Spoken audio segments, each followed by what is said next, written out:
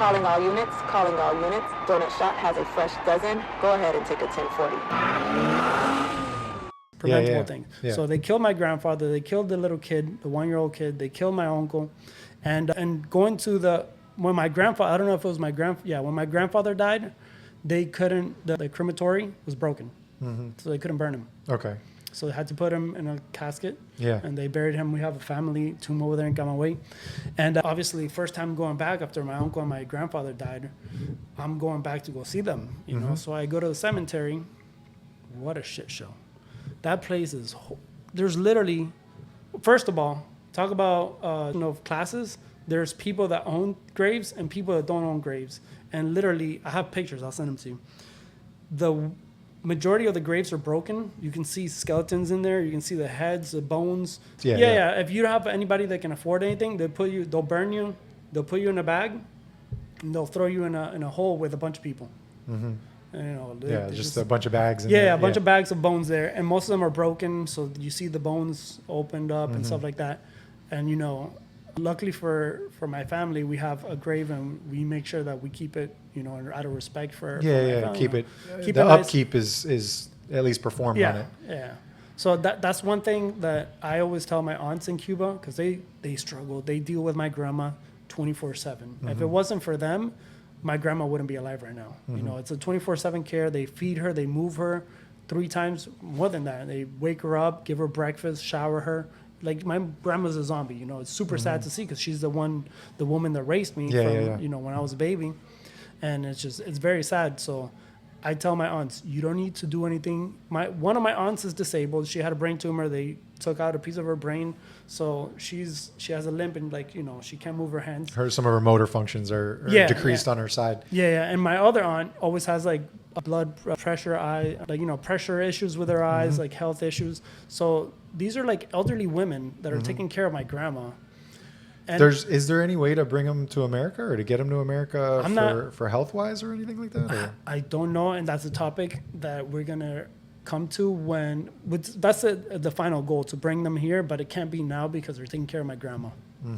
Because your grandma, it's too much. Like it's too much. Your grandma may not survive it, or my grandma is like the end stage of her life, unfortunately. So they're just kind of caring for her until she trying passes. to make her as comfortable as possible until she passes. And then we, like my uncle, my dad, and I supply everything they need. They don't need to worry about money. They don't need to worry about anything. We provide everything for them, so they don't have to worry about anything, because just taking care of my grandma. Wow. Because if it wasn't, like, there's no, like, when you become old in Cuba, you're just gonna rot away and die. Like, if you can't fend for yourself, you're dead. Yeah. There's no housing for you. There's like nothing to. Yeah, there's not assisted living facilities, rehab facilities. None of that. If you fall and break a hip, you're dead. I've heard it. Like, you break a hip, you're done. And those Latin women, they move. They get up and go. They're not sit around the house all day. You can't. You can't. You have to figure out how to get food. Yeah. And you're doing that struggle as an elderly person. Cuba, it sucks. Freaking crazy. What about with the food? I know I've seen videos of you with this book.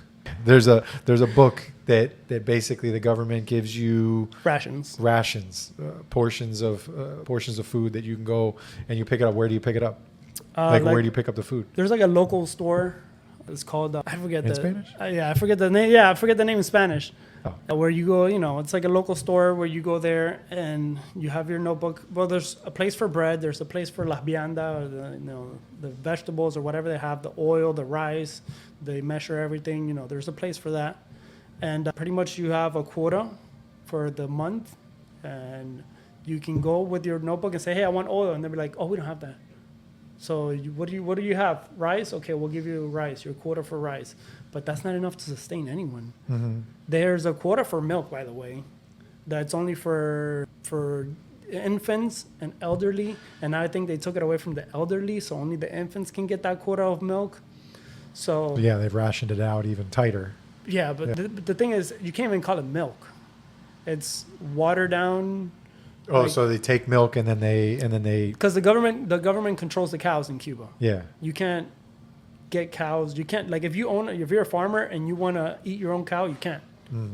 You can't. It's the government's cow. It's the government's cow. You have to provide for the cow. You have to feed the cow, make sure it's alive, make sure it's healthy. But you go out there on a Saturday morning and you squeeze the milk. That's got to go to the government. That's the government's milk. It's not your milk. You're Yeah, not that's the going at government's home. milk. You're Yep. not going in and sipping it or whatever.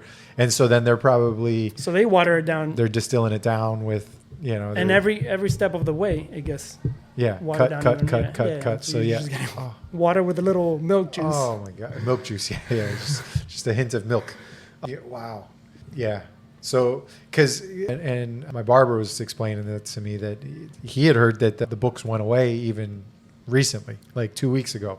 So we were trying to find out before the show, but they're probably on a power outage. So your family doesn't have internet right now, or even even charge for the phone. I you're calling doubt on WhatsApp. I highly doubt it. That system has been in place for forever. Yeah. And I mean, I was just there a few months ago, and I used it. I'm like, I'm Right. gonna go get the bread which is.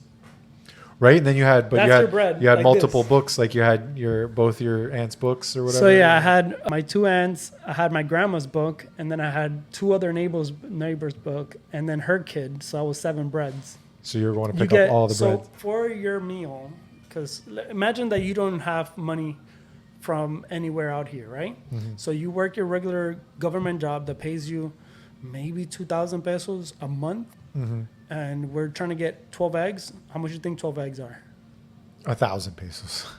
3,000, 4,000 pesos. Hey, what's up, guys? If you like that clip, go over and check out the full episode at Donut Shop Podcasts. Link is down below in the description.